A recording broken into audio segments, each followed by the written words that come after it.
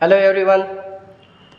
आपला जो sale biology आणि बायोटेक्नॉलॉजी चॅप्टर आहे त्याच्यातला सेल बायोलॉजी आपण पार्ट 1 मध्ये कंप्लीट केला. राहिला पार्ट जो बायोटेक्नॉलॉजी हा आपल्या पुस्तकातच दिलेला असताना फास्ट दिलेला आहे. त्याच्यामुळे असं वाटतंय की याचा अजून एक पार्ट कदाचित बनवावा लागेल. बघूयात आपण कुठपर्यंत जातोय आज. ठीक आहे.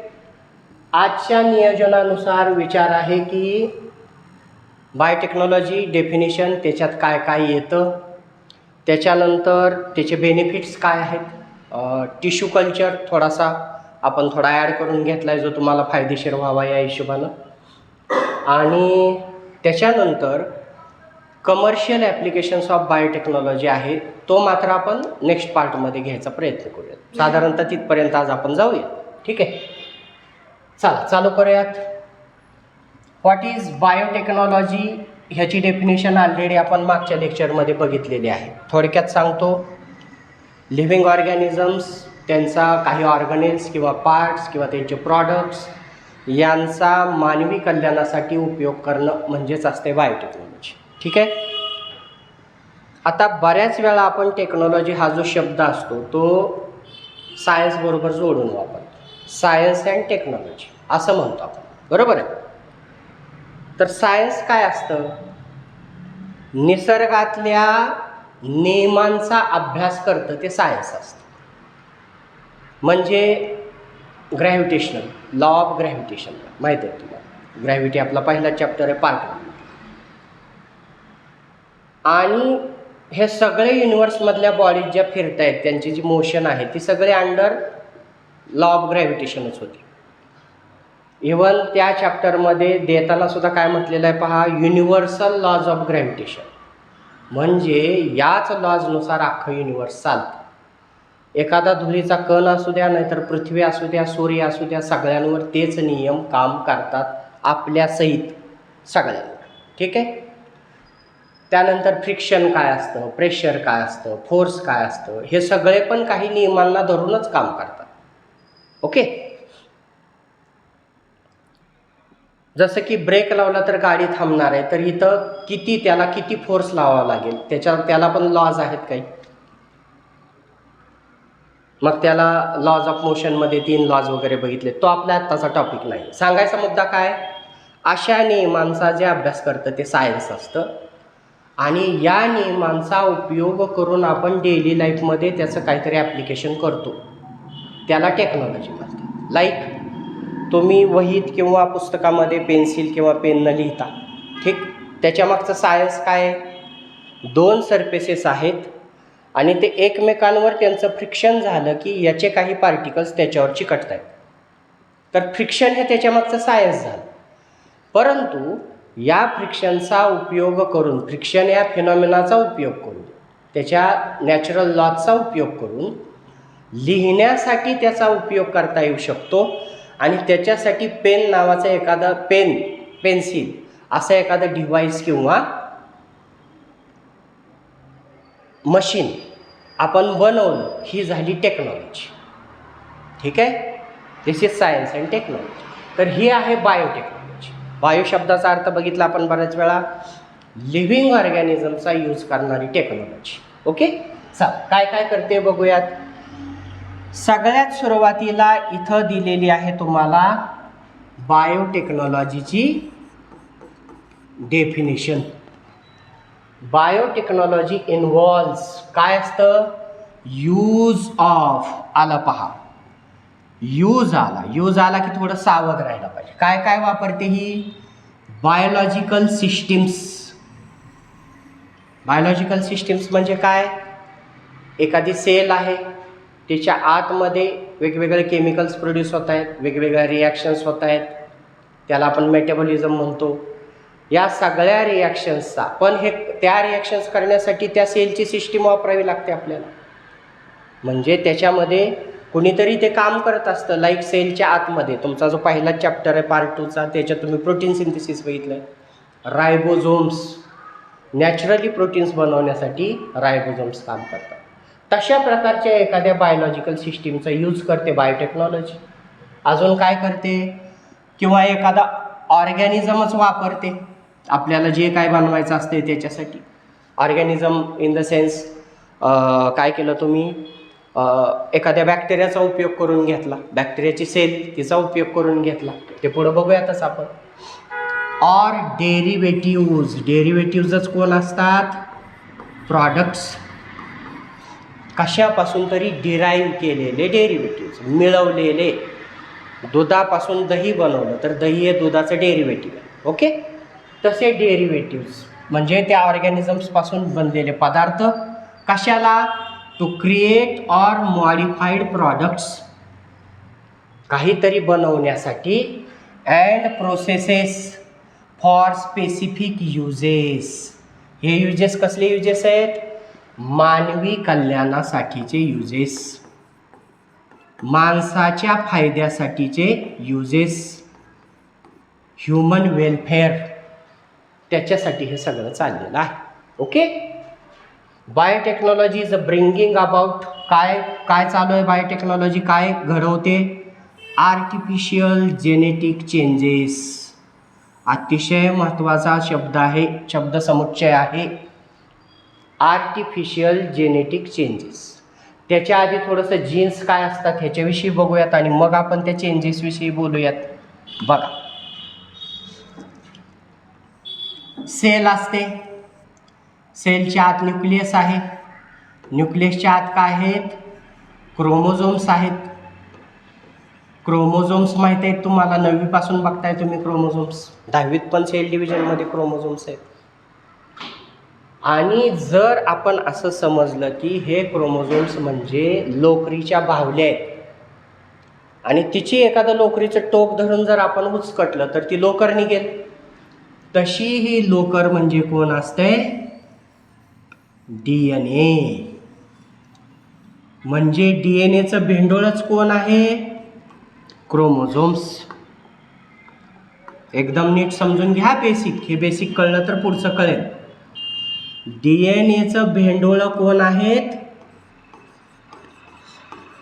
क्रोमोझोम्स. आणि क्रोमोझोम्स सुट्टे केल्यावर हे लांब लचक बाहेर निघलंय ते कोण आहे, DNA. आता ह्या DNAचे, हे जर DNA म्हटलं बोट, तर हे जे छोटे छोटे पार्ट पडलेत ह्या रेषांमुळं, तर हे बारके बारके सेक्शन्स आहेत त्या DNAचे. एवढा सेक्शन काहीतरी वेगळं काम करतो, एवढा सेक्शन काहीतरी वेगळं काम करतो, एवढा सेक्शन काहीतरी वेगळं काम करतो. प्रत्येक सेक्शनला काहीतरी काम वाटून दिलं आहे. ते काम काय आहे, प्रोटीन्स, स्पेसिफिक प्रोटीन्स बनवणं. बॉडी आपली प्रोटीन्स कशाला बनवते, पेज नंबर 16वर जाऊन बघा, अमायनो ॲसिड्स, अमायनो ॲसिडचे तुकडे जोडून प्रोटीन्स बनवते. आणि कशी बनवते हे पहिल्या चॅप्टरमध्ये, पहिल्या पेजपासूनच चालू होतं, प्रोटीन सिंथेसिस. त्याच्यासाठी आपला हेरिडिटीचा चॅप्टर आहे, तो थोडासा बघाल तर तुम्हाला डिटेल कळेल. त्याचं लेक्चर आपलं पहिलंच लेक्चर आहे पहा. ओके, तर हे जे DNAचे सेक्शन्स आहेत छोटे छोटे, त्यांना म्हणतात जीन्स. म्हणजे जीन्स जीन्स जीन्स जीन्स जीन्सचाच लांब लचक सिरीज म्हणजे कोण आहे, DNA. आणि DNAचं भेंडोळ कोण आहे, क्रोमोझोम्स. आणि ह्या जीन्समध्येच कुठल्याही ऑर्गॅनिझमची सगळीच्या सगळी इन्फॉर्मेशन, आपल्या डोळ्यांचा रंग, आपले केस, आपले दातांची अरेंजमेंट, आपल्या चेहऱ्याचं स्ट्रक्चर, ऑल ओव्हर सगळी बॉडीची इन्फॉर्मेशन ह्या जीन्सच्या आतच असते. मग जर एखाद्या ऑर्गॅनिझमच्या जीनची माहिती आपल्याला मिळाली तर त्याचं सगळंच आपल्याला कळेल. तर कुठल्याही ऑर्गॅनिझमच्या सगळ्या जीन्सला एकत्रितरित्या काय म्हणतात, जिनोम. शब्द बघा. मग माणसाच्या जीन्सला एकत्रितरित्या काय म्हणाल, ह्युमन जिनोम. माणसाचे सगळे genes, human genome. Human genome प्रोजेक्टचं नाव ऐकलंय तुम्ही. म्हणजे सायंटिस्टनी माणसाच्या सगळ्या जीन्सचा अभ्यास केला आणि याची माहिती मिळवली. ह्या जीनमुळं काय होतं, ह्याच्यामुळं काय होतं, ह्याच्यात कशाची इन्फॉर्मेशन आहे. ह्या जीनमध्ये गडबड झाली तर डायबिटीस होतो, ह्या जीनमध्ये गडबड झाली तर हार्ट रिलेटेड डिजिजेस भविष्यात एखाद्या व्यक्तीला होऊ शकतात. हे सुद्धा आज आपण प्रेडिक्ट करू शकतो. इथपर्यंत बायोटेक्नॉलॉजी गेलेली आहे, लक्षात ठेवा. म्हणजे एखादं बाळ जन्मायच्या अगोदरच त्याच्या जेनेटिक स्ट्रक्चर बघून आपण ओळखू शकतो की याला भविष्यात काय आजार होऊ शकतात का. ठीक आहे, ही बायोटेक्नॉलॉजी आहे. मग आता काय झालं, आपल्याला असं वाटलं की एखाद्या ऑर्गॅनिझमचा पर्टिक्युलर जीनमुळं आपल्याला त्या ऑर्गॅनिझमचा जसा पाहिजे तसा बेनिफिट होत नाही. म्हणजे काय, एखाद्या पर्टिक्युलर जीनमुळं एखादी ज्वारीची व्हरायटी जी आहे ती जास्त उत्पन्न देत नाही, किंवा त्या जीनमुळे ह्याच्यावर सारखे आजार पडतात आणि हिची प्रतिकारक शक्ती कमी आहे, इम्युनिटी वीक आहे. मग सायंटिस्टने काय केलं, त्या सगळ्या जीन्सपैकी तेवढाच जीन्सचा तुकडा काढला आणि त्या ठिकाणी चांगला हेल्दी जीन बसवला, इन्सर्ट केला. बघा अमेजिंग गोष्ट काय चालली आहे. नको असलेला जीन काढून टाकला आणि आपल्याला पाहिजे ते फीचर देऊ शकेल असा जीन त्यात इन्सर्ट केला. मग आता हे काय कैंचीनं कट करायचं आहे का, कात्रीनं कट करायचं आहे का? हां, फक्त त्या कात्र्या खूपच मायक्रो असतात, काही मोलिक्युल्स असतात. ते मोलिक्युल सोडले की ते आपल्याला जिथं पाहिजे तिथं हा DNA चा तुकडा काढून देतात, जीन्स काढून टाकतात. आणि मग त्याच तुकड्यात नवा जीन आपण जोडू शकतो. म्हणजे जीन्सचे त्या सगळ्या सिक्वेन्समधनं जीन कट करून देणारे पण असतात आणि जोडून देणारे पण मोलिक्युल्स असतात. कट करणाऱ्या अशा मोलिक्युल्सना आपण शब्द वापरतो मोलिक्युलर सीझर्स. मोलिक्युलच्या रूपातल्या कैंच्या, कात्र्या. लक्षात घ्या, जास्त डिटेल जायचं गरज नाही आपल्याला. तुम्हाला टर्म्स बघा, या चॅप्टरमध्ये सगळ्यात मोठा अडथळा वापरल्या गेलेल्या टेक्निकल टर्म्स आहेत, त्या कळाव्या म्हणून थोडंसं डिटेल जावं लागेल आपल्याला. ठीक आहे, हे लक्षात नाही ठेवलं तरी चालेल, फक्त हे टॉपिक समजायला गरजेचं आहे. लक्षात, ओके. चल, आता तुम्ही नको असलेले जीन्स काढून टाकले, पाहिजे ते जीन्स टाकले, तर त्याच्यामुळं तुम्ही आता अशी गाईची व्हरायटी बनवली जी जास्त दूध देते. आधीच्या व्हरायटीत दूध बनवणारा जीन जो होता तो कमी दूध बनवत होता. आता असा जीन बनवला की जास्त दूध देते. अशी गाई बनवली जी जास्त ताकदवान वासरं जन्माला घालते, हायब्रिडायझेशन. ते पण पुढं बघूयात आपण कमर्शियल ॲप्लिकेशन्समध्ये वगैरे. त्याच्यानंतर अशा व्हरायटीज बनवल्या ज्या आजारीच पडत नाही, त्यामुळं तुम्हाला त्याला फेवारावं लागत नाही. या सगळ्या गोष्टी बायोटेक्नॉलॉजीच्या मदतीनं केल्या आणि आधीच्या ओरिजिनल जीन्सचं कॉम्बिनेशन तुम्ही आता बदललं आहे, म्हणून याला रिकॉम्बिनंट DNA, RDNA, म्हणजे आधीच्या कॉम्बिनेशनपासून वेगळं कॉम्बिनेशन केलेला DNA असं म्हणतात. आणि हे जे तुम्ही केलं, जीन कट केला, नवा बसवला, या टेक्निकला नाव आहे जेनेटिक इंजिनिअरिंग. जीन्सवर लावलेली इंजिनिअरिंग टेक्निकचं नाव आहे बायोटेक्नॉलॉजी. बायोटेक्नॉलॉजी वेगवेगळे टेक्निक वापरते. आणि मग तुम्ही हेच डिस्क्राईब केलं वर आपण. म्हणजे तुम्ही जीन्स बदलले, ते कसे बदलले? आर्टिफिशियली. आणि आता आधीच्यापेक्षा वेगळे जीन्स असणारा जीव जन्माला घातला, त्याला काय शब्द वापरलाय तुम्ही? Genetically modified. आधीच्यापेक्षा असलेले जीन्सचं कॉम्बिनेशन तुम्ही मॉडिफाय केलं, तर this is a genetically modified organism. आणि त्यालाच इन शॉर्ट तुम्ही म्हणता GM. जेनेटिकली मॉडिफाईड क्रॉप्स किंवा बाकीचे ऑर्गॅनिझम्स ज्यांचे जीन्स तुम्ही जेनेटिक इंजिनिअरिंगचा उपयोग करून मॉडिफाय केले. Artificial genetic changes. अजून काय करते बायोटेक्नॉलॉजी? Hybridisation in organisms. इथं ऑर्गॅनिझम्समध्ये सगळे आहेत. याच्यात ॲनिमल्समध्ये तुम्ही हे करू शकता, प्लांट्समध्ये करू शकता, मायक्रो ऑर्गॅनिझम्समध्ये करू शकता. अशा प्रकारच्या गोष्टींचा उपयोग करून अलीकडं असे मायक्रो ऑर्गॅनिझम बनवले जे प्लास्टिक खाऊ शकतात. म्हणजे प्लास्टिक कुजत नाही असं आपण म्हणलो, पण काही जेनेटिकली मॉडिफाईड बॅक्टेरिया बनवलेत सायंटिस्टनी, जे काही विशिष्ट प्रकारचे प्लास्टिक खाऊन टाकतील आणि निसर्गामध्ये पसरलेला प्लास्टिकचा नॉन बायोडिग्रेडेबल कचरा जो आहे तो स्वच्छ. ठीक आहे. हे सगळं चाललंय कशासाठी? For human welfare. आला पहा शब्द, मानवी कल्याण, माणसाच्या भल्यासाठी. हायब्रिडायझेशन काय? मगाशीच बोललो आपण, 2 वेगवेगळ्या ज्वारीच्या व्हरायटीपासून एक तिसरी व्हरायटी जन्माला घातली. अशीच प्राण्यांची पण करू शकता तुम्ही. ठीक आहे. चला, व्हेरियस ब्रांचेस ऑफ सायन्स. कुठल्या कुठल्या ब्रांचेस? या ब्रांचेसचा नॉलेजचा बायोटेक्नॉलॉजी यूज करून घेते. सायटॉलॉजी, आपण आपल्या चॅप्टरची सुरुवातच ह्याच्यापासून केली. याच्या अभ्यासाचा उपयोग बायोटेक्नॉलॉजी करून घेते. नंतर बायोकेमिस्ट्री, शब्दांकडे बघा जरा. शब्दांची व्युत्पत्ती, त्याचे सोर्सेस महत्त्वाचे. बायो म्हणजे living, chemistry is the chemistry. म्हणजे काय? लिव्हिंग ऑर्गॅनिझमच्या आतल्या केमिस्ट्रीचा स्टडी करणार सायन्स. लिव्हिंग ऑर्गॅनिझमच्या आत काय आहे? आपण बघितलं, सेलच्या आत रिॲक्शन्स आहेत. तुम्ही रेस्पिरेशन एरोबिकमध्ये बघितलं आहे पहा, ग्लायकॉलिसिस. ग्लुकोजचा मॉलिक्यूल आहे, त्याला ब्रेकडाऊन करते ग्लायकॉलिसिस. ठीक आहे.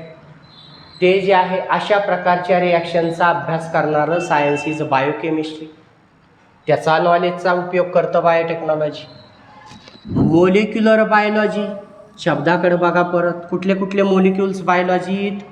लिव्हिंग ऑर्गॅनिझमच्या आतमध्ये DNA आहे, RNA आहे, त्यानंतर प्रोटीन्स आहेत, फॅट्स आहेत, लिपिड्स आहेत, काही शुगर्स आहेत. अशा अनेक लिव्हिंग ऑर्गॅनिझमच्या आत काम करणाऱ्या मोलिक्युल्सचा उपयोग केला जातो, अभ्यास केला जातो. त्यालाच मोलिक्युलर बायोलॉजी म्हणतात. ॲक्च्युली मोलिक्युलर बायोलॉजी हा बायोकेमिस्ट्रीचाच पार्ट आहे. बायोकेमिस्ट्री त्यांचाच अभ्यास करते. आणि आला पहा शब्द, जेनेटिक इंजिनिअरिंग. आपण तो शब्द ऑलरेडी वापरून टाकला. जेनेटिक इंजिनिअरिंग म्हणजेच आर्टिफिशियल जेनेटिक चेंजेस. ठीक आहे. आपल्याला पाहिजे तसं, पाहिजे ते कॅरेक्टर्स आणण्यासाठी आपण आपल्याला पाहिजे त्या कॅरेक्टरिस्टिकचे जीन त्याच्यात टाकले, त्याला म्हणतात genetic engineering. Are included in biotechnology. या सगळ्यांच्या नॉलेजचा, अभ्यासाचा उपयोग म्हणजे बायोटेक्नॉलॉजी वेगवेगळ्या क्षेत्रातल्या ज्ञानाचा उपयोग करून माणसासाठी काहीतरी चांगलं बनवायचा प्रयत्न करते. ठीक आहे. जाऊयात का पुढं? चला जाऊयात. जावंच लागेल आपल्याला, इथं थांबून चालणार नाही.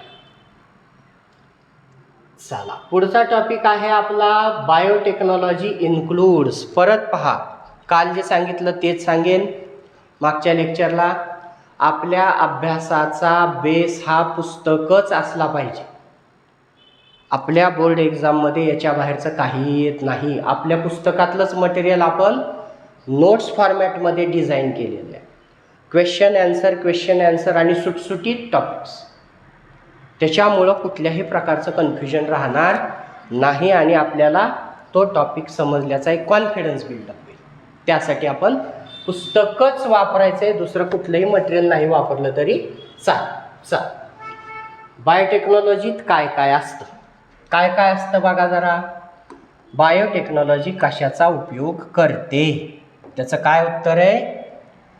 Biotechnology uses abilities of microbes. Useful आणि हार्मफुल मायक्रोब्स, दोन्ही प्रकारचे मायक्रोब्स असतात याची कल्पना आहे आपल्याला. तर त्यातल्या युजफुल मायक्रोबच्या वेगवेगळ्या ॲबिलिटीज का, प्रत्येकाकडं काहीतरी कपॅसिटी आहे. कपॅसिटी शब्दापेक्षा ॲबिलिटी शब्द जास्त चांगला राहील. तर काहीतरी बनवण्याची क्षमता आहे.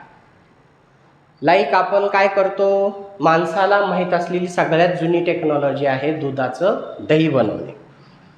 आता परत लक्षात घ्या, दुधाचं दही बनवतो म्हणजे काय करतो, चमचाभर दह्याचं विरजण आहे ते दुधात टाकतो. त्या चमचाभर दह्यात आहे काय? लॅक्टोबॅसिलाई नावाचे बॅक्टेरिया. बॅसिलाई हे अनेक वचन असतं, बॅसिलस हे एक वचन आहे. ओके. लॅक्टोबॅसिलाई आपण त्यात टाकले की दुधात साखर असते, लॅक्टोज शुगर. हे बॅक्टेरिया त्या शुगरला खायला चालू करतात, म्हणजेच त्या शुगरचं ब्रेकडाऊन करतात आणि त्या प्रोसेसमध्ये तयार होतं आहे लॅक्टिक ॲसिड, जे की आंबट असते. ॲसिड्स आंबट असतात माहिती आहे आपल्याला, म्हणजेच दुधाचं दही बनलं. म्हणजे इथं आपण त्या बॅक्टेरियाच्या त्या लॅक्टोज शुगर ब्रेकडाऊन करण्याच्या ॲबिलिटीचा उपयोग करून घेतला. क्लिअर झालं? हे तीच बायोटेक्नॉलॉजी. पहिलं एक्झाम्पल तेच आहे, योगर्ट म्हणजे दही आणि ते बनवतं आहे फ्रॉम मिल्क. ओके. पुढं अल्कोहोल. अल्कोहोल काय असते? दारू. कशापासून? मोलॅसिस. मोलॅसिस काय आहे? ऊसाची मळी. तुम्ही साखर कारखान्याच्या आजूबाजूला जाताना जो घाण वास सुटलेला असतो आणि ढिगारे पडलेले असते, सगळा चोथा, तेच असते मोलॅसिस. आता त्या मळीवर काही मायक्रो ऑर्गॅनिझमची जर ट्रीटमेंट केली तर त्याच्यातून आपल्याला अल्कोहोल मिळते. आणि त्या अल्कोहोल ह्या प्रोसेसला काय म्हणतात? फर्मेंटेशन. शब्द ऐकलाय तुम्ही, आंबवणे. फर्मेंटेशन काय आहे? आंबवणे. इडली बनवतो घरी आपण, इडलीचं पीठ भिजू घालतो, तेच काय आहे? आंबवणे. कुरवड्या बनायच्या असतील, कुरवड्या, कुरडई, वेगवेगळ्या भागात वेगवेगळे शब्द वापरतो आपण, तर त्याचं गहू भिजू घालतो, तेच आहे आंबवणं. मग आंबूस आंबूस वास सुटतो पहा त्याचा आणि तोंडाला पाणी पण. फर्मेंटेशन आणि तयार होतं आहे, त्यालाच त्याच्यापासून मिळतं आहे अल्कोहोल. आता हे अल्कोहोल काय फक्त पिण्याची दारूच आहे का? हेच अल्कोहोल, अलीकडं तुम्ही E20 पेट्रोलचं नाव ऐकलं असेल, काही प्रमाणात त्याच्यात अल्कोहोल ॲज अ फ्यूल गाडीच्या इंजिनमध्ये जळण्यासाठी म्हणून सुद्धा त्याचा उपयोग होतो. त्यामुळं बरेचसे साखर कारखाने मेन साखरेच्या प्रोडक्शनबरोबरच एक ॲडिशनल प्रॉडक्ट बनवण्यासाठी म्हणून डिस्टिलरीज, दारूच्या कारखान्याला काय म्हणतात? डिस्टिलरीज आपल्या कारखान्यात चालवताना दिसतात आपल्याला. चला, त्यानंतर अजून काय वापरते बायोटेक्नॉलॉजी बघा बरं. Use of productivity of the cells. एखाद्या सेलकडं काहीतरी प्रोड्यूस करण्याची ॲबिलिटी आहे, ती पण वापरतो आपण. Example, production of antibiotics. Antibiotics शब्द काय? अँटीबायोटिक औषध आहेत, बरोबर आहे. तर अँटीबायोटिक्स बनवतो म्हणजे काय बनवतो? अँटी म्हणजे विरुद्ध, बायो म्हणजे लिव्हिंग. म्हणजे ते औषध कुणातरी लिव्हिंग ऑर्गॅनिझमला किल करते. कोणाला? ऑब्वियसली हार्मफुलला. आपल्याला जर बॅक्टेरियाचं इन्फेक्शन झालं तर ते नीट करण्यासाठी आपण अँटीबायोटिक खातो, म्हणजेच ते औषध त्या बॅक्टेरियाला मारते. ठीक आहे. पण याच्यासाठी एक इंटरेस्टिंग गोष्ट थोडी बघूयात. वेळ नसला तरी सायन्स थोडं इंटरेस्टनंच आणि एकदम मजेशीर शिकण्याची गोष्ट आहे, लक्षात घ्या. डॉक्टर अलेक्झांडर फ्लेमिंग यांनी सगळ्यात पहिल्यांदा ज्या अँटीबायोटिकचा शोध लागला, ते अँटीबायोटिक कोण आहे? पेनिसिलिन. आणि हा एक अमेझिंग शोध होता, लक्षात घ्या. Obviously it was an accidental discovery. म्हणजे डॉक्टर फ्लेमिंग हे त्याच्यावर आवर्जून रिसर्च करत नव्हते. लॅबमध्ये काय झालं, त्यांनी रात्रीच्या वेळेस एका पेट्री डिश म्हणजे छोटीशी काचेची डिश असते आणि त्याच्यात अशी थोडीशी जेल वगैरे ठेवून, आगार जेल असते, तो बॅक्टेरियाचा खाऊ असतो, ते ठेवले आणि त्याच्यावर काही बॅक्टेरियाचं सॅम्पल सोडलं, जसं आपण विरजण टाकलं होतं. तर रात्रभरात ते बॅक्टेरिया ते खाऊन आपलं रिप्रोडक्शन चालू करतात. आणि जसं आपले मातीत पावलाचे ठसे उमटतात तसं उमटलेलं दिसतं सरळ त्याच्यावर, की ते मायक्रोब्स आहेत. असं कल्चर रात्रीमध्ये डेव्हलप झालेलं बघायला मिळतं आपल्याला. ठीक आहे. ती पेट्री डिश अख्खी गच्च भरून जाते. पण एक गोष्ट फ्लेमिंग सरांना थोडी अमेझिंग वाटली, ती काय होती? डिशच्या या भागात सगळीकडे बॅक्टेरिया वाढलेत, पण या भागात मात्र बॅक्टेरिया वाढलेले दिसले नाहीत. मग ते म्हटले असं का बरं, इथं का नाही वाढले? मग केअरफुली बघितल्यावर त्यांच्या काय लक्षात आलं की चुकून त्यांच्याकडून या भागामध्ये पेनिसिलियम नावाच्या बुरशी म्हणजेच फंगस, चा एक छोटासा तुकडा पडलेला होता आणि कदाचित म्हणजे नंतर शोधलंच ते मी, तर त्या बुरशीनं सिक्रीट केलेल्या काही केमिकलमुळं ते बॅक्टेरिया मेले होते तिथले. याचा अर्थ त्या बाहेर पडलेल्या केमिकल्समध्ये बॅक्टेरियांना मारायची ॲबिलिटी होती. ठीक आहे. आणि ते रिलीज झालेलं केमिकलच कोण होतं? पेनिसिलिन. आणि मग अमेझिंग गोष्ट झाली, ही मेडिसिनल फील्डमधली रिव्हॉल्युशनच आहे अँटीबायोटिक्स म्हणजे. त्या काळात जे दुर्धर आजार समजले जायचे की आजार झाला की नीटच होत नाही, याच्यावर औषधच नाही, लाईक TB, असे आजार ह्या अँटीबायोटिकमुळं नीट व्हायला लागले. लक्षात घ्या. जे आधी असे समजले जायचे होते की हा झाला की हा पेशंट राहत नाही. आणि त्याच्यामुळं ही अमेझिंग गोष्ट होती अँटीबायोटिक्स. आणि पहिलं अँटीबायोटिक काय बनवलेलं आहे तर पेनिसिलियम या फंगसपासून. बघा, एका लिव्हिंग ऑर्गॅनिझमपासून बनवलेलं प्रॉडक्ट दुसऱ्या हार्मफुल लिव्हिंग ऑर्गॅनिझमला किल करायला वापरतोय आपण. हे असलं बनवते बायोटेक्नॉलॉजी. व्हॅक्सिन्स बनवते बायोटेक्नॉलॉजी. व्हॅक्सिन्स कसे बनवते डिटेल आपण पुढं टॉपिकच आहे सेपरेटच व्हॅक्सिनचा. व्हॅक्सिन काय असतं का तिथंच बोलूयात? नाही, इथंच बोलूयात. काय कधीतरी बोलायचं तर बोलूयातच. चला, तुम्ही मांजर बघितली आहे, ती तिच्या छोट्याशा पिल्लाला ज्यावेळेस अजून त्याला शिकार करणं माहीत नसतं त्यावेळेस काय करते, एखादा जखमी केलेला किंवा तिनं चावलेला, रक्तबंबाळ झालेला, जास्त हालचाल करता येत नाही, पळता येत नाही, असा एखादा छोटासा उंदीर पकडून आणून त्याच्या पुढं टाकते. ते पिल्लू लगेच खाऊन टाकतं का त्याला? नाही. ते काय करतंय बघा, ते अर्धा पाऊण तास उगचच त्याला इकडं पडतंय, उलटं होतंय आणि त्या पिल्लाला वेगवेगळ्या अँगलनी आपल्या पंजांनी गोल मारायला सुरुवात करते. म्हणजे ते प्रॅक्टिस करते शिकारीची. आणि असं करूनच त्याला कळतं की शिकार कशी करायची असते. आपण व्हॅक्सिन देतो म्हणजे हेच करतो. 2 बूंद जिंदगी के लहान बाळाला देतो आपण पोलिओची, म्हणजे काय करतो, लहान बाळाची इम्युनिटी अजून डेव्हलप होत असते. लक्षात घ्या. वेगवेगळ्या आजाराचं त्यांचं शेड्यूल असते व्हॅक्सिनेशनचं. म्हणजे थोडक्यात आपण बाळाच्या बॉडीला वेगवेगळ्या आजारांची ओळख करून देत असतो. मग आपण ते 2 बूंद देतो म्हणजे त्याच्यात काय असतं, पोलिओचे एकतर मेलेले किंवा अर्ध मेले केलेले व्हायरस असतात त्याच्यात. ओके. आणि कुणाचंही आपल्या बॉडीला इन्फेक्शन होतं त्यावेळेस त्या आलेल्या ऑर्गॅनिझमवर जे केमिकल्स असतात त्यांना म्हणतात अँटीजेन्स. नीट समजून घ्या.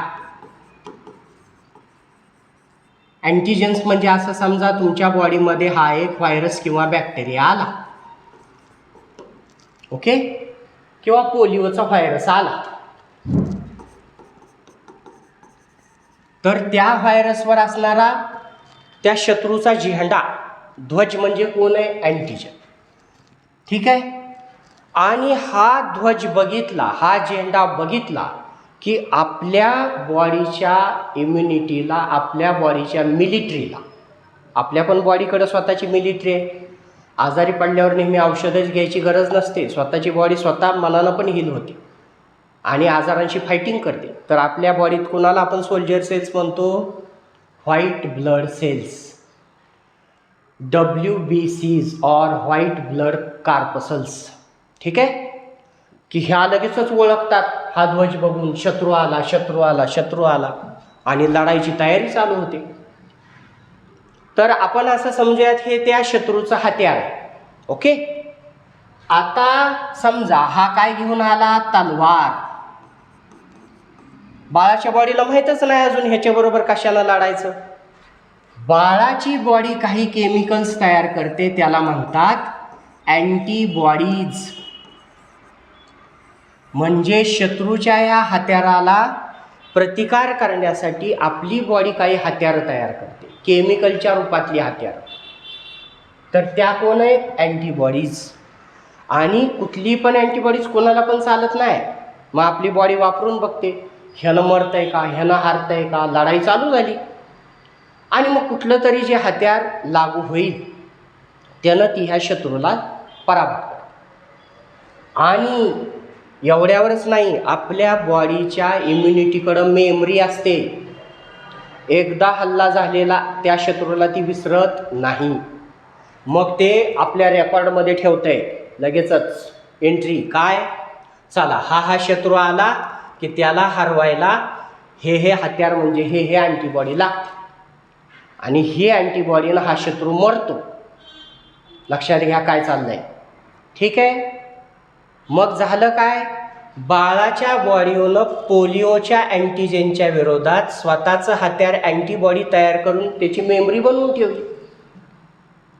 आणि भविष्यात जर खरंच पोलिओचा व्हायरस आला तर आता बाळाच्या बॉडीला माहीत आहे त्याला कशाला मारायचं, तर ती बाळाची बॉडी अँटीबॉडीज त्याच्याबरोबर लढाई करून त्याला संपवून टाकतात. हा फायदा झाला व्हॅक्सिनेशनचा. म्हणजे आपण 2 बूंद दिले म्हणजे त्याला खोटं पोलिओच्या व्हायरसची ओळख करून दिली. ह्याला बघून घ्या आणि ह्याला मारायचं कशाला बघा, आणि हा जर परत खरंच आला तर त्याला मारून टाक. त्यामुळं त्या बाळाला भविष्यात पोलिओ होण्याची शक्यता संपते. लक्षात घ्या, असं काम करतं व्हॅक्सिन. मग असे व्हॅक्सिन्स बनवायचं काम पण कोण करते, बायोटेक्नॉलॉजी. कसं करते, तर ते व्हॅक्सिन किंवा बाकीच्या कुठलेही हार्मोन्स, जसं इन्शुलिन आहे, डायबिटीसमध्ये काय कमी पडतं, इन्शुलिन, त्यासाठी आपण दुसऱ्या मायक्रो ऑर्गॅनिझमचा उपयोग करतो. म्हणजे आपल्याला जो टार्गेट आहे अँटीजेन, जसं की आता समजा लेटेस्ट म्हणून आपण घेऊयात एक्झाम्पल कोरोना. तर कोरोनात आपल्या बॉडीला फाईट कशी करायची तेच माहीत नाही. मग सायंटिस्ट काय शोधत होते, त्याचा अँटीजेन काय आहे, जेणेकरून त्या अँटीजेनला विरोध म्हणून आपण कोरोनाची व्हॅक्सिन घेतली की आपली बॉडी लगेच त्याच्या विरोधात फाईट करायला काय तयार करून ठेवल, अँटीबॉडी. आणि ज्यावेळेस खरंच इन्फेक्शन होईल त्यावेळेस आपली बॉडी ही आधीची हत्यारं काढून त्याला हरवून टाकेल. ती होती कोरोनाची व्हॅक्सिन. अशा व्हॅक्सिनसुद्धा बायोटेक्नॉलॉजीच्या मदतीनं बनवता येतात with the help of specific cells. खास करून अशासाठी वापरले जाणारे मायक्रोब जे असतात, ई कोलाय, हे बऱ्याच ठिकाणी वापरताना बघायला मिळेल पहा तुम्हाला. चला पुढं काय करते बायोटेक्नॉलॉजी, यूज ऑफ बायोमॉलिक्युल्स. आले पहा बायोमॉलिक्युल्स कुठले, DNA, proteins in human welfare, यांचाही उपयोग करते वेगवेगळ्या रिसर्चसाठी, वेगवेगळी औषधं बनवण्यासाठी आणि वेगवेगळ्या आजारांना हरवण्यासाठी. पुढं काय आहे, development of plants in animals. बघा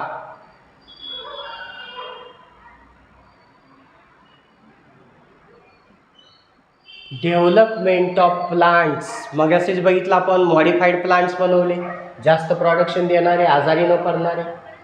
तसलेच प्राणी पण बनवू शकता तुम्ही. तसलेच products of desired quality. Desired शब्द आला पहा इथं. डिझायर्ड क्वालिटी म्हणजेच इच्छित.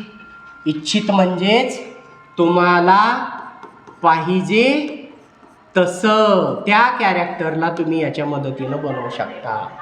बाय इथं शब्द काय आला बघा, जीन मॅन्युप्युलेशन. परत सांगतो, या चॅप्टरमध्ये शब्द न समजणे हाच मोठा अडथळा आहे. जीन मॅन्युप्युलेशन म्हणजे जेनेटिक इंजिनिअरिंग. जीन मॅन्युप्युलेशन म्हणजेच आर्टिफिशियल जेनेटिक चेंज, जो आपण जेनेटिक इंजिनिअरिंगच्या मदतीनं करतो. नको असलेले जीन काढून टाका, पाहिजे ते जीन टाका. पाहिजे तेलाच इथं शब्द आला, desire. Production of human growth hormone. Human growth hormone HGH हा आपल्या बॉडीमध्ये एक एंडोक्राईन ग्लँड आहे, मेंदूमध्ये पिट्युटरी ग्लँड, ती प्रोड्यूस करते आणि त्याच्यामुळं आपली ग्रोथ होत असते. लहानाचं मोठं होत असताना आपली हाडं वाढतात, मसल्स वाढतात, ऑल ओव्हर सगळे ऑर्गन्स वाढतात. हे ह्या हार्मोनमुळं होत असतं. पण काही आजार असे आहेत की त्याच्यात ह्याचं प्रोडक्शन खूपच कमी होतं आणि त्याच्यामुळं त्या व्यक्तीची ग्रोथ पाहिजे तशी होत नाही. मग काय करावं, तर आपण सायंटिस्ट काय केलं, कशाची मदत घेतली बघा, with the help of genetically modified bacteria. Like E coli नाव दिलं मी तुम्हाला, बॅक्टेरियाचं नाव आहे. काय केलं बघा, हा हार्मोन पिट्युटरी ग्लँडनं जसा तयार केला तसा आपण रक्तातून तो गोळा केला. म्हणजे थोडाफार तरी सोडेल का नाही बॉडी, तर तो रक्तातून तो गोळा केला. नंतर बघितलं की हे कुठल्या जीनमुळं प्रोड्यूस होतं हे हार्मोन, आणि ते जीन्स त्या बॅक्टेरियाच्या जीन्समध्ये जेनेटिक इंजिनिअरिंगनं टाकलं. त्याचा एक जीन काढला, आपल्याला पाहिजे तो जीन टाकला, आणि आता तो बॅक्टेरियाच हा हार्मोन तयार करायला लागला. का तर ते हार्मोन बनवणारं जीन टाकलं आपण त्या बॅक्टेरियात, आणि मग त्यानं बनवलेलं हार्मोन घेऊन आपण ह्या बाळाला क्युटॅनियस म्हणजे काय, स्किनच्या खाली इंजेक्शन दिलं जाते. बघा काय काय इंजेक्शन कुठं देतात डॉक्टर, मसल्समध्ये देतात, ठीक आहे, दांडामध्ये देतात, कमरेला देतात. काय काय इंजेक्शन कुठं असतात, नसांमध्ये, रक्तवाहिन्यांमध्ये, त्याला इंट्राव्हेनस असं म्हणतात, IV. आणि काही काही इंजेक्शन्स हे स्किनच्या खाली देण्यात येतात. तर तसे हे स्किनच्या खाली दिलं, आणि ही पेनफुल गोष्ट आहे, लक्षात घ्या. लिटरली दररोज किंवा आता अलीकडं आठवड्यातून एक अशा इंजेक्शन घ्यावे लागतील, असे इंजेक्शन्स ह्याचे बनलेले. म्हणजे वाढीला अडथळा निर्माण करणारे, कमी सिक्रेट होणारे हार्मोनसुद्धा आपण बायोटेक्नॉलॉजीच्या मदतीनं बॅक्टेरियाची मदत घेऊन हे हार्मोन्स बनवून आपल्या फायद्यासाठी वापरू शकतो. पुढं काय करते, use of genetic, non genetic, दोन्ही टेक्निक वापरते. जेनेटिक तर बघितलं आपण, आता नॉन जेनेटिक काय आहे ते पण बघूया. नॉन जेनेटिक म्हणजे काय वापरते बघा, एक तर अख्खीची अख्खी सेल वापरते किंवा टिश्यू वापरते. आणि टिश्यूचं एक्झाम्पल माहीतच आहे आपल्याला, टिश्यू कल्चर बघून झालंय.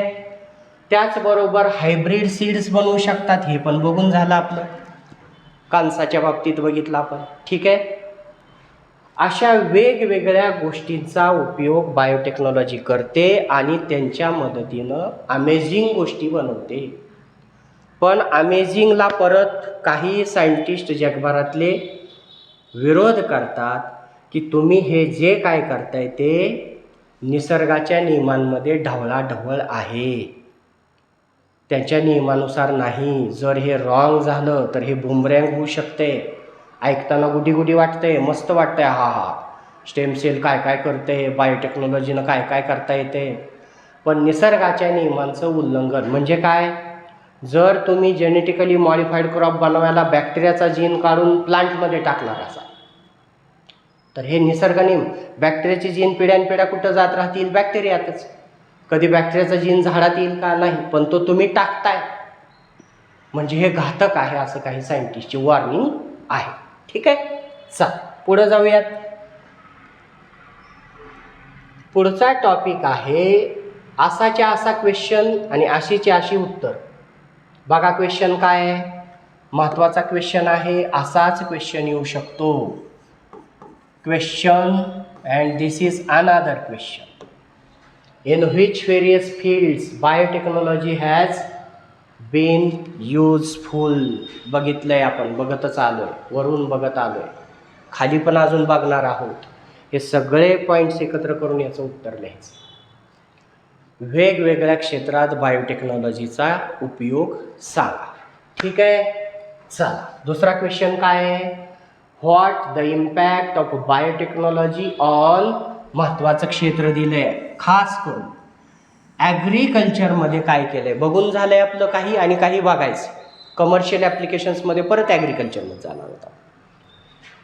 अँड आता हायब्रिड सीड्स वगैरे बघितलेच आपण, GM क्रॉप्स बघितले आपण, त्यानंतर जेनेटिकली मॉडिफाईड ॲनिमल्स बघितले आपण, ठीक आहे. ते आहे, प्लस आणखीन काही येणार आहे ते बघूया.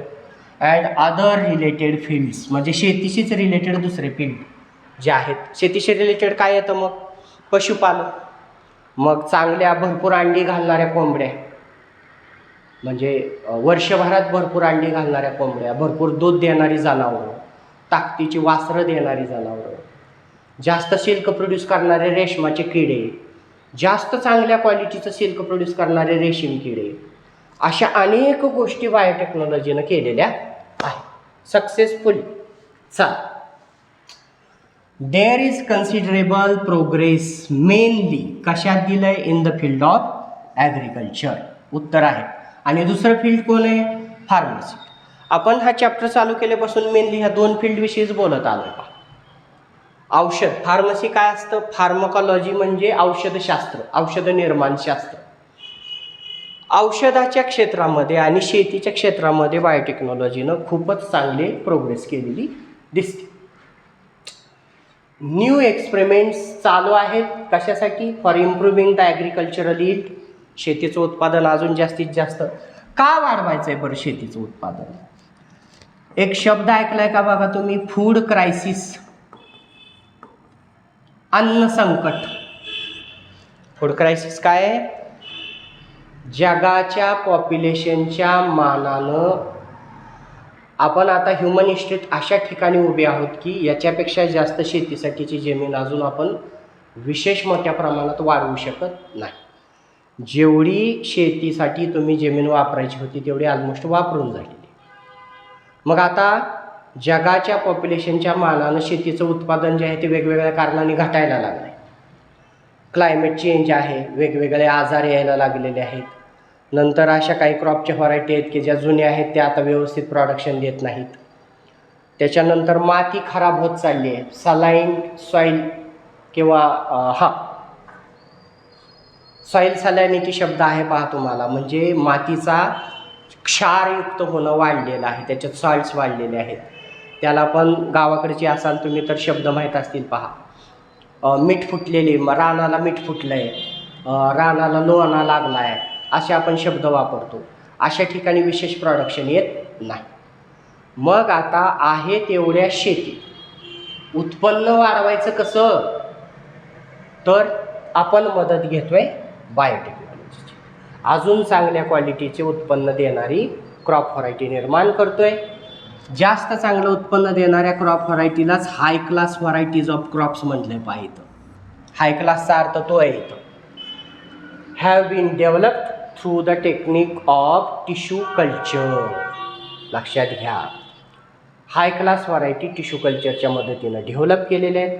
आणि आपला पुढचा टॉपिक तोच आहे, ॲडव्हान्टेजेस ऑफ टिश्यू कल्चर.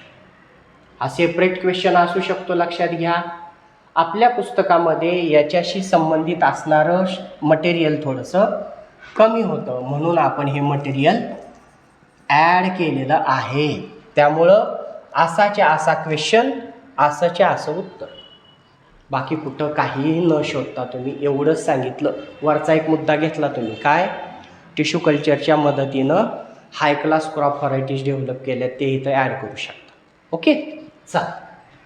काय काय ॲडव्हान्टेजेस आहेत बघा टिश्यू कल्चरचे? एक, जेनेटिक इम्प्रूव्हमेंट ऑफ प्लांट्स. आपण जेनेटिकली मॉडिफाईड प्लांट बघितल्या, त्यालाच हा शब्द आलाय पहा. Has become possible. त्याचबरोबर दोज, एकदा त्या प्लांटमध्ये जे आपण मॉडिफिकेशन करून कॅरेक्टर आणले, जास्त उत्पन्न देणारी, आजारी न पडणारी असली प्लांट, तर हे कॅरेक्टर्स आर इनहेरिटेड, पुढच्या पिढ्यांमध्ये सुद्धा जात राहतात. म्हणजे तुमचा प्रॉब्लेम वन टाईम सॉल्व्ह झाला. त्याच क्वालिटीची झाडं तुम्ही पिढ्यानपिढ्या उगवू शकता. एक फायदा. दुसरं काय? We get disease free plant varieties with desired traits. Desired शब्दाचा अर्थ बघितला, आपल्याला पाहिजे त्या वैशिष्ट्ययुक्त अशी झाडं. आणि डिझीज फ्री म्हणजे जी इझिली आजारी पडत नाहीत, ज्यांच्यावर रोग कीड सहजासहजी येत नाही किंवा येतच नाही. असं असेल तर त्याचा काय फायदा होईल आपल्याला? तुमचा फवारणीचा खर्च वाचेल. लक्षात घ्या, सारखं सारखं फवारत बसायची गरज नाही. तिसरे काय ॲडव्हान्टेज आहे? Availability of plant seedlings. कधी? In required quantity in peak seasons. एखाद्या पिकाच्या पेरणीचा हंगाम चालू आहे आणि असं आपण ऐकतो मार्केटमध्ये बियाण्याचा तुटवडा निर्माण झाला, पेरायचं पण बीच नाही दुकानात. असा प्रॉब्लेम इथं राहत नाही. तुम्ही टिश्यू कल्चरच्या मदतीनं कितीही रोपं बनवू शकता. टिश्यू कल्चरचं टेक्निक डिटेल बघून झालं आहे आपलं. ज्यांना डायरेक्ट पार्ट 2 बघत असतील त्यांनी पार्ट 1 बघायला पाहिजे. पहा, टिश्यू कल्चरच्या मदतीनं अतिशय चांगल्या क्वालिटीची रोपं कितीही बनवता येतात, त्याला काही लिमिट नाही, त्यामुळे तुटवडा निर्माण होणार नाही. त्याचबरोबर टिश्यू कल्चर रॅपिडली प्रोड्यूस, कमी काळामध्ये जास्त उत्पन्न करू शकता अशा रोपांचं. आणि ते विशेष म्हणजे कुठल्याही सीझनमध्ये, ज्या सीझनमध्ये ती रोपं लागवण करतात एखादं पीक, त्याच सीझनमध्ये नाही, कुठल्याही सीझनमध्येही कितीही प्रमाणात रोपं बनवू शकतात. पुढचा काय फायदा आहे त्याचा? Only from few tissues hundreds of plants can be produced. आपण बघितलं, कॉर्न घेतला होता, एवढूशा तुकड्यापासून हजारो रोपं बनवता येतात. म्हणजे तुम्हाला रिक्वायर्ड असलेला या टेक्नॉलॉजीसाठीचा जो कच्चा माल आहे तो खूपच किरकोळ आहे. एवढूशा टिश्यूपासून तुम्ही हजारो रोपं इझिली बनवू शकता. पुढचा ॲडव्हान्टेज काय आहे? This technique can be use to conserve and protect endangered plant species. अतिशय अतिशय अतिशय महत्त्वाची गोष्ट आहे. क्लायमेट चेंजमुळं अगेन पार्ट 2च्याच एन्व्हायरमेंटच्या चॅप्टरमध्ये आहे, पहा, एंडेंजर्ड स्पीसीज, व्हल्नरेबल स्पीसीज. काही प्लांट आणि ॲनिमलच्या व्हरायटीज बदलत्या वातावरणामुळं काय झालेले आहेत? धोक्यात आलेले आहेत, नष्ट होण्याच्या मार्गावर. मग त्या जर गायबच झाल्या तर पुन्हा अर्थवर कधी दिसणार नाही. मग त्यांना नष्ट होण्याच्या आधीच नष्ट व्हायला लागलेत, म्हणजेच काय? त्यांची संख्या कमी झाली. टिश्यू कल्चरच्या मदतीनं तुम्ही त्यांची, आत्ताच बघितलं तुम्ही, कितीही रोपं बनवता येतात, त्यांच्या मदतीनं तुम्ही ह्या नष्ट व्हायला लागलेल्या प्लांट्सला वाचवू शकता. ठीक आहे. पुढं, plants that are difficult to grow using conventional techniques. पारंपरिकरित्या काही झाडं, फळझाडं, फुलझाडं सहजासहजी उगवत नाहीत, तर त्यांना कंट्रोल्ड मॅनर, जसे तुम्ही ग्रीन हाऊस वगैरे बघितले असतील, तशा वातावरणामध्ये टिश्यू कल्चरच्या मदतीनं सहजासहजी उगवता येतं.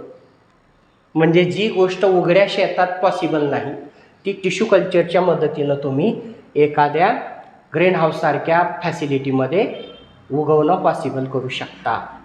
आणि पुढचा अतिशय महत्त्वाची गोष्ट आहे पेटंट राईट्स. पेटंट काय असतं बघा? जागतिक कायद्यानुसार जर तुम्ही एखादं नवं काहीही शोधलं, मी एखादं नवं गीत लिहिलं, मी एखादं नवं पुस्तक लिहिलं, तर त्याच्यावर माझे हक्क राहतात. तसा मी ॲप्लिकेशन करू शकतो, हे मी बनवलं आहे, हे माझ्याशिवाय कुणीही वापरू नये, बनवू नये, विकू नये, त्याचा फायदा घेऊ नये. त्याला पुस्तकाच्या आणि याच्या बाबतीत कॉपीराईट्स म्हणतात. ओके, कॉपीराईट हा पेटंट राईटचा एक प्रकार आहे. म्हणजे एखाद्या गोष्टीचं तुम्ही क्लेम केलं की हे माझ्याशिवाय कोणी बनवू नये, त्याला म्हणतात पेटंट राईट्स. जर आपल्या वैज्ञानिकांनी अशा वेगवेगळ्या व्हरायटी शोधल्या तर त्याचा आपल्या देशाला फायदा असा होतो की त्याच्यावरचे हक्क आपल्याकडं राहतात. आणि जगात जर कोणाला ते बनवायचं असेल तर त्याला आपली परमिशन घेऊनच ते बनवता येतं, त्यातनं देशाला उत्पन्न मिळू शकतं. आपण कंडिशन घालू शकतो, ठीक आहे तुम्ही हे बनवू शकता, पण जे काय तुम्ही बनवाल विकाल त्याच्यातले एवढे पैसे आम्हाला द्यावे लागतील. म्हणजे देशाचा फायदा ह्या पेटंट राईट्समधून होतो. असे हे सगळे फायदे आहेत टिश्यू कल्चरचे. तर हा क्वेश्चन असाच्या असा आणि हे उत्तर असंच्या असं, यासाठी म्हणून आपण म्हटलेलं होतं. पहा, आपण पुस्तकाच्या बाहेरचं काही याच टॉपिकमध्ये फक्त असं केलं आहे, लक्षात घ्या. पुस्तकामध्ये फक्त एवढंच दिलेलं आहे, तर आपण जे आहेत हे पुढचे पॉईंट जे आहेत ते आपण ॲड केलेले आहेत, एवढाच फरक केलेला आहे. बाकीचं पुस्तकावर तुम्ही अवलंबून राहू शकता. दुसरा काय फायदा आहे बायोटेक्नॉलॉजीचा बघा? इन फार्मसी, औषधाचं सायन्स बघितलं आपण. Experiments for production of antibodies. Antibodies काय असतात बघितलं मगाशीच तुम्ही, ठीक आहे. काही काही दुर्धर आजारांसाठी, जे आजार आजसुद्धा त्याच्यावर काही उपचार नाही, कॅन्सर. ठीक आहे. आता ठीक आहे, तेवढं जास्त डिटेलमध्ये जाणं काही गरजेचं नाही आपल्याला, कारण कसं आहे बघा, जेवढं ह्याच्यावर बोलेल तेवढं कमीच असणार आहे. ओके, थोडंसं आवडतं घ्यावं लागेल एक्झामचा पिरियड. तर अँटीबॉडीज कसे बनवतात मग असे बघितलं तुम्ही, दुसऱ्या सेलचा उपयोग करायचा, त्याच्यात अँटीजेन टाकायचे, मग ती सेल, या केसमध्ये खास मेडिकलमध्ये सांगतो काय करतात सायंटिस्ट, आपल्याला ज्या आजारावर उपचार करायचा आहे त्याचे अँटीजेन घेतात आणि उंदराला इंजेक्शन देतात अँटीजेन्स. मग उंदराचं रक्त त्याच्याबरोबर फायटिंग करायला अँटीबॉडीज बनवतं आहे. मग परत आपण त्या उंदराच्या रक्तातनं अँटीबॉडीज गोळा करतो आणि त्या अँटीबॉडीज कॅन्सर सेलसारख्या सेलमध्ये कंबाईन करतो, फ्युजन ऑफ सेल्स, आणि त्याच्या मदतीनं त्या अँटीबॉडीचं प्रोडक्शन वाढवतो आणि त्या आजाराशी फायटिंग करायचा प्रयत्न करतो. म्हणजे जे आपली बॉडी इझिली बनवू शकत नाही ते बायोटेक्नॉलॉजीच्या मदतीनं आपण दुसऱ्या ऑर्गॅनिझमचा यूज करून बनवू शकतो. ठीक आहे. व्हिटॅमिन्स पण आर्टिफिशियली बनवता येतात. काही आपल्याला माहीत आहे आहारातून पण मिळत आहेत व्हिटॅमिन्स. लाईक व्हिटॅमिन सी मिळतं लिंबासारख्या आंबट फळांमधून, शेवग्यासारख्यामधून व्हिटॅमिन ए मिळतं.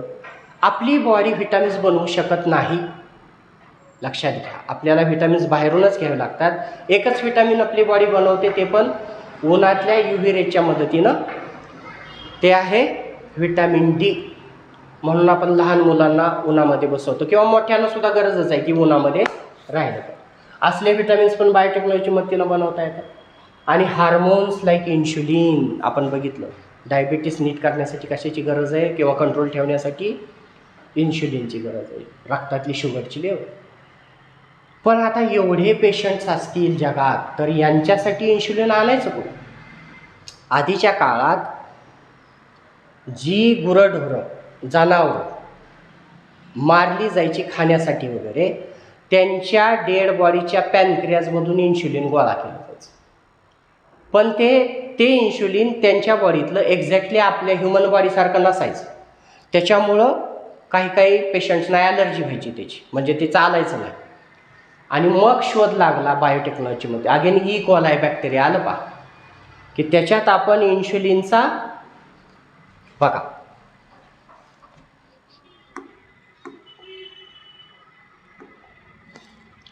हा बॅक्टेरियाचा जीनोम आहे, जीनचा सेट आहे. ठीक आहे. आणि हा जो आहे हा बॅक्टेरिया, आणि हा जो आहे तो आपला आहे. काय प्रोड्यूस करतो हा? इन्शुलिन. आपल्याला माहीत झालं की इन्शुलिन कोण बनवतं आपल्या बॉडीत. आपण काय केलं, याचा एकदम थोडासा तुकडा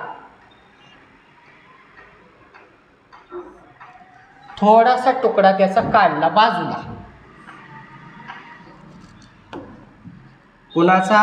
इन्शुलिन बनवणाऱ्या जीनचा. म्हणजे इन्शुलिन बनवणारा जीन काढला थोडक्यात.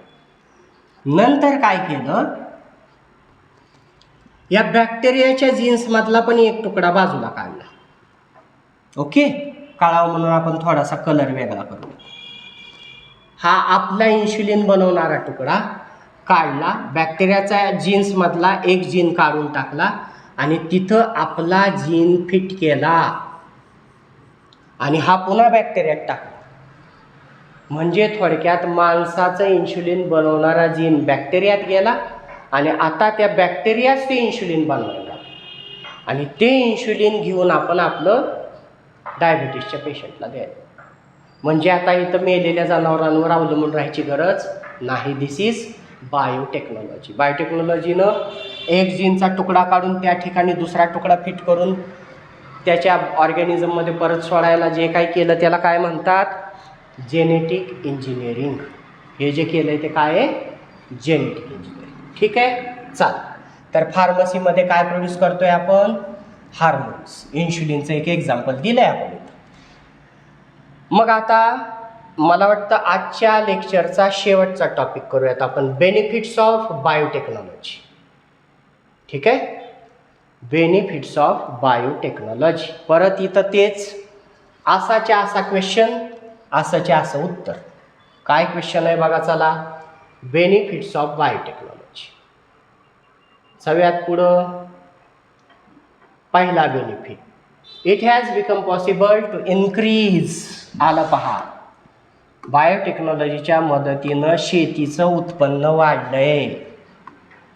पर hectare, increase the per hectare yield irrespective. महत्त्व काय आहे, तुमच्याकडं लिमिटेशन्स ऑफ क्रॉपलँड एरिया आहेत. छोटे शेतकरी, 1 एकर शेती आहे, अर्धा एकर शेती आहे, 1.5-2 एकर शेती आहे. तुमच्याकडं थोडीशी जरी शेती असली तरी त्याच्यात बायोटेक्नॉलॉजीनं अशा व्हरायटीज तुम्हाला बनवून दिल्यात क्रॉपच्या की तुम्ही प्रचंड उत्पन्न घेऊ शकता. आणि त्याच्यामुळं गरीब शेतकऱ्याला सुद्धा चांगलं उत्पन्न येऊ शकेल आणि त्याची आर्थिक स्थिती सुधारू शकेल. पहिला फायदा. दुसरं, मगाशीच बघितलं कसल्या प्लांट आल्या, डिझीज रेजिस्टंट व्हरायटीज आल्या. त्याच्यामुळं तुमचा फवारायचा खर्च वाचला. Expenses on disease control. रोग पडल्यावर ज्या फवारण्या करायला लागायच्या त्याच्यासाठीचा खर्च न आजारी पडणाऱ्या किंवा स्वतःच आजाराला विरोध करणाऱ्या अशा व्हरायटीज आल्या. त्याच्यामुळं तुमचा खर्च minimised due to the development of resistant varieties. Resistant व्हरायटीचं एक्झाम्पल काय पहा, बीटी कॉटन.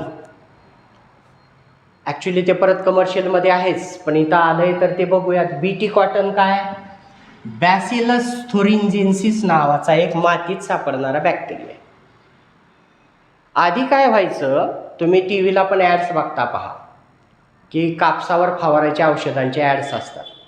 कापसात सगळ्यात मोठा प्रॉब्लेम असतो, कापसाचं जे बोंड असतं म्हणजे ज्याच्यात कापूस येतो ते बोंडच उमलायच्या आधीच, जशी कळी उमलते ते उमलायच्या आधीच काही आळ्या त्याच्यावर हल्ला करतात आणि त्याला पोखरून टाकतात, खाऊन टाकतात आणि ते किडलं की कापूस बनत नाही. मग सायंटिस्टच्या काय लक्षात आलं, हा जो बॅसिलस थुरिंजिन्सिस बॅक्टेरिया आहे त्याच्याकडं असे जीन्स आहेत जे काही विष बनवत आहेत, टॉक्झिन्स. आणि सायंटिस्टनी काय केलं, कापसाच्या झाडातला एक जीन काढला आणि ह्या बॅक्टेरियाचा जीन तिथं बसवला. आता कापसाचं झाडच ते विष तयार करायला. आली आळी, लागली खायला बोंडाला, खाल्ली की तिचं पोट फुगलं आणि तिची सगळी डायजेस्टिव्ह सिस्टीम डिस्ट्रक्ट झाली. कशामुळं, त्या झाडानं तयार केलेल्या विषामुळे. आणि ती आळी मरून गेली. आता फवारायची गरज नाही. म्हणून ते म्हणतंय फवारणीचा खर्च कमी झाला. मग बीटी कॉटन सारखं काय काय, बीटी ब्रिंजल पण बनवलाय आपण. मग आता सायंटिस्ट ह्याच्याविषयी अजून जास्त माहिती नाही की हे असे जे जेनेटिकली मॉडिफाईड क्रॉप्स आहेत ते खाणं चांगलं आहे का नाही माहीत नाही. काही देशांनी त्याला परमिशन दिलेली आहे, भारतामध्ये अजून त्याची परमिशन नाही आहे लक्षात. आणि भारतात आज 80% जास्त शेतकरी बीटी कॉटनची लागवड करतात, पण खाण्याच्या पदार्थातलं बीटी मात्र अजून आपण वापरलेलं नाही. फायदा कळला, पण इथंच परत सायंटिस्टची वॉर्निंग आहे, निसर्गाच्या विरुद्ध आहे. तुम्ही बॅक्टेरियाचा जीन काढून प्लांटमध्ये टाकलाय, निसर्ग नियमाच्या विरोधात आहे. का तर निसर्गाचा अजून एक काय नियम आहे, कुठलीही कीड ही वेगवेगळ्या आजारांच्या विरोधात रेजिस्टंट निर्माण करते, रेजिस्टन्स निर्माण करते. म्हणजे ही आळी आज ह्या विषानं मरत असेल पण उद्या तिच्या पुढच्या पिढ्यात ह्या विषयाच्या विरोधात प्रतिकारशक्ती निर्माण होऊ शकते. मग काय तुम्ही अजून जास्त विषारी बनवणार का? आणि असं करून करून काय सगळा निसर्गच विषारी करणार का? असे ऑब्जेक्शन्स आहेत, लक्षात घ्या.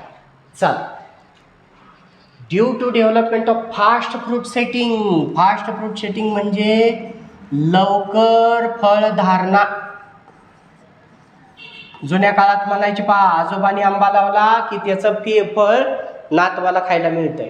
पण अलीकडे आंब्याच्या व्हरायटी बघताय तुम्ही, झाड लावलं की 2, 2.5, 3 वर्षात आंबे यायला सुरुवात होते. लवकर फळधारणा. मग एखाद्या शेतकऱ्यानं फळ पिकाची लागवड केली तर त्याला जे 5-6 महिन्यानंतर फळ यायचं ते 2-3च महिन्यात यायला चालू होतंय. त्याच्यामुळं त्याचं उत्पन्न वाढतंय आणि वर्षात 1, 2, 3 पिकं व्हायच्या ऐवजी 2-4 पिकं होऊ शकतात. त्याच्यामुळं पण त्याचं उत्पन्न वाढू शकतंय. Fast fruit setting varieties yield per annum, छोट्या छोट्या शेतकऱ्यांचं वार्षिक उत्पन्न, यील्ड पर ॲनम काय, वार्षिक उत्पन्न वाढलं, ह्याच्यामुळे त्यांची आर्थिक स्थिती सुधारायला मदत होईल. Development of stress resistance varieties, हे जे हायलाईट केलेले शब्द आहेत ते खूप महत्त्वाचे आहेत, लक्षात घ्या. आपल्या उत्तरात हे बोल्ड केलेले आणि हायलाईट केलेले शब्द आलेच पाहिजेत. असं ट्राय करूयात की ह्या नोट्स आपल्या व्हिडिओच्या खाली जशाच्या तशा मी अटॅच करायचा प्रयत्न करतो, ठीक आहे.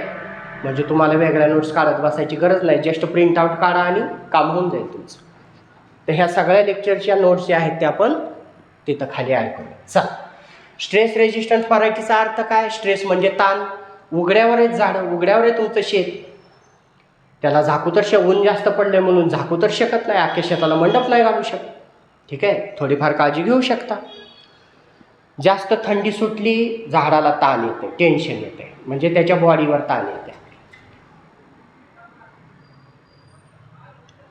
ॲनिमल्सच्या सेल्सना फक्त सेल मेम्ब्रेन आहे, झाडाच्या सेलला सेल मेम्ब्रेनच्या वर एक एक्स्ट्रा कवर आहे, सेल वॉल. त्याचं रिझन हेच आहे, लक्षात घ्या.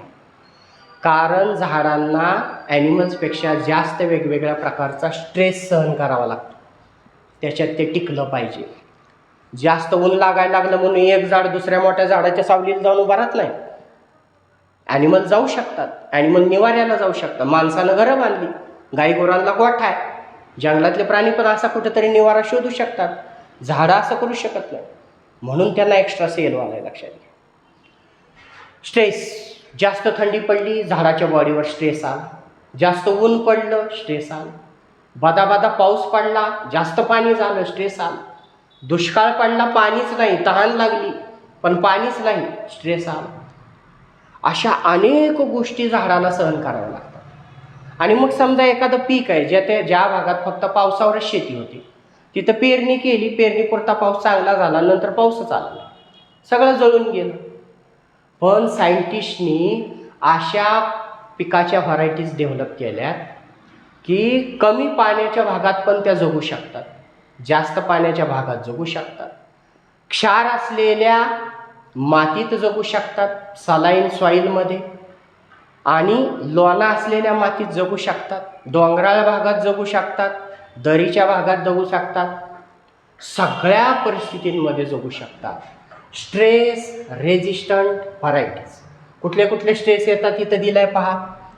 झाडांना काय काय सहन करावं लागतं, टेम्परेचर बोललो आपण, थंडी ऊन, वॉटर स्ट्रेस जास्त पाणी कमी पाणी, चेंजिंग फर्टिलिटी ऑफ सॉईल बोललो आपण, कमी सुपीक असलेली माती, तिच्यात त्याला खाऊ मिळत नाही, झाडं आपला खाऊ मातीतनं घेतात, पण मातीच नापीक आहे, ते कुठून काय मिळवतील.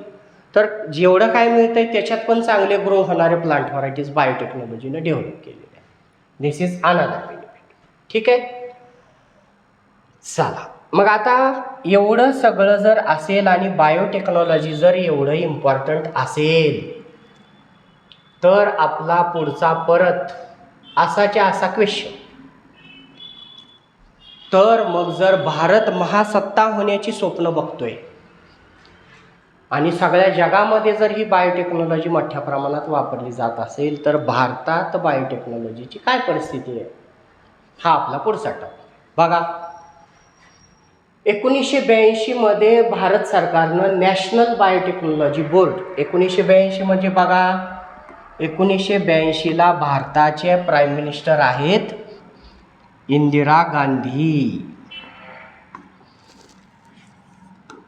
इंदिरा गांधी त्यांचं सरकार असताना नॅशनल बायोटेक्नॉलॉजी बोर्ड, विजन काय असते बघा, 1982, आज आहे 2025, म्हणजे जवळपास 50 वर्षापूर्वी येणाऱ्या काळात ह्याला महत्त्व येऊ शकतं, हे महत्त्वाचं फील्ड आहे, ह्याला दूरदृष्टी म्हणतात. येतं लक्षात, मोठी माणसं अशीच मोठी असत नाहीत, तर त्या काळात हे बोर्ड जे आहे ते स्थापन झालं. ओके, नंतर 4च वर्षांनी 1986 मध्ये त्या बोर्डचं conversion, board was transformed into department of biotechnology. कुठल्या मंत्रालयाअंतर्गत काम करतं हे, सायन्स अँड टेक्नॉलॉजी. ह्या मंत्रालय. आता बोर्डचं डिपार्टमेंट झालं म्हणजे काय, आता त्याला जास्त महत्त्व आलं, त्यांना जास्त अधिकार आले, त्या फील्डवर काम करण्यासाठी सरकार जास्त पैसे देईल, की बाबा सायंटिस्टला म्हणेल की या क्षेत्रात पुढं भविष्यात महत्त्वाचं आहे, याच्यावर अजून जास्त रिसर्च करा. हा बदल झाला. आणि दुर्दैवाने 1986ला इंदिरा गांधी नाही आहेत, लक्षात घ्या. 1984मध्ये त्यांची हत्या झालेली आहे. तो हिस्ट्रीचा पार्ट आहे, पण एक जस्ट असावी माहिती. नंतर या क्षेत्रामध्ये डिपार्टमेंट ऑफ बायोटेक्नॉलॉजीच्या देखरेखीखाली देशभरात काम करणाऱ्या महत्त्वाच्या संस्था कुठल्या आहेत बघा. आता आपल्या पुस्तकात काय झालं होतं, मागं दिलं तसं इथं त्यांनी कुठली इन्स्टिट्यूट कुठं आहे हे दिलं नव्हतं, पण आपण ॲड केलं. लक्षात, नॅशनल इन्स्टिट्यूट ऑफ इम्युनॉलॉजी प्रतिकारशक्तीवर काम करणारी नव्या दिल्लीत आहे. National centre for cell science Pune माहीत आहे आपल्याला, याचंच आधीचं नाव हे होतं, म्हणजे यालाच आता ह्या नावानं ओळखलं जातं. पुस्तकामध्ये हे म्हणजेच हे असं दिलेलं नाही, पहा आपण ते केलेलं आहे. दॅट इज पुस्तकामध्ये जे आहे हे दिलेलं नाही, हेच हे आहे. हे पुण्यात आहे. National brain research centre Gurgaon हरियाणात आहे. Central institute of medicinal and aromatic plants, सुगंधी वनस्पतींवर पण रिसर्च असतो. जसं की अशा वनस्पतींपासून सुगंधी तेल काढलं जातं, सेंट्स बनवले जातात, अत्तर. खाण्यासाठीच्या मिठाईंमध्ये असं सुगंधी तेल वापरलं जातं. त्याचबरोबर जे कॉस्मेटिक्स असतात, सौंदर्य प्रसाधनं, फेअर अँड लवली, अशा प्रकारची संसाधनांमध्ये सुगंधी पावडर वगैरे बनवण्यासाठी यांचा उपयोग केला जातो. याचं सेंटर आहे लखनौ, उत्तर प्रदेशमध्ये. ठीक आहे. हे सगळे वर्किंग अंडर दिस डिपार्टमेंट. आणि इथं काय काय फॅसिलिटी आहे की बाबा तुम्हाला थाउजंड्स ऑफ स्टुडंट इथं शिक्षण घेतात, इथं PhD डिग्री वगैरे करतात आणि contributing to the progress of country in the field of biotechnology. या फील्डमध्ये जास्तीत जास्त कशा प्रकारे डेव्हलपमेंट होईल आणि आपला देशसुद्धा पुढं जाईल, त्यासाठी याच्या अंतर्गत प्रयत्न केला जातो. इथं आपण हा पार्ट 2 थांबवूयात. याच्यानंतरचा टॉपिक आहे आपल्याकडं कमर्शियल ॲप्लिकेशन्स. बघा, एक लेक्चर खूपच मोठं होईल, तुकड्यात बघाल तर तुम्हाला हे थोडंसं समजायला वेळ देता येईल, त्या हिशोबाने आपण बनवतो कमर्शियल ॲप्लिकेशन्स. आणि इथून पुढं राहिलेला चॅप्टर मात्र आपण एका लेक्चरमध्ये संपवायचा प्रयत्न. ठीक आहे. दुसरी एक सूचना आहे, कमेंट्समध्ये तुम्हाला काय आणखीन पाहिजे, हा चॅप्टरमध्ये अजून काय पाहिजे, बाकीचे कुठले चॅप्टर पाहिजेत, जे समजायला अवघड आहेत किंवा तुमचे क्लिअर झालेले नाहीत आणि एक्झाममध्ये रिव्हिजनच्या हिशोबानं ते वापरता येऊ शकते. दुसरी गोष्ट, लेक्चर वेगवेगळे जरी असले, समजा तुम्हाला एखाद्या चॅप्टरमधला स्पेसिफिक टॉपिकच बघायचा, तर त्या व्हिडिओच्या डिस्क्रिप्शनमध्ये या व्हिडिओत काय काय टॉपिक आहे ते मेन्शन केलेलं आहे, तर तिथं थोडंसं फॉलो करा आणि तुम्हाला लक्षात येईल की त्या व्हिडिओमध्ये काय काय बघायला मिळेल, म्हणजे तुम्हाला कुठला व्हिडिओ बघायचा आहे ते पटकन सापडेल. ठीक आहे. जास्तीत जास्त देण्याचा प्रयत्न असेल. तुमची रिक्वायरमेंट मला कळली तर आणखी त्याच्यावर स्पेसिफिकली काम करा. थांबूया.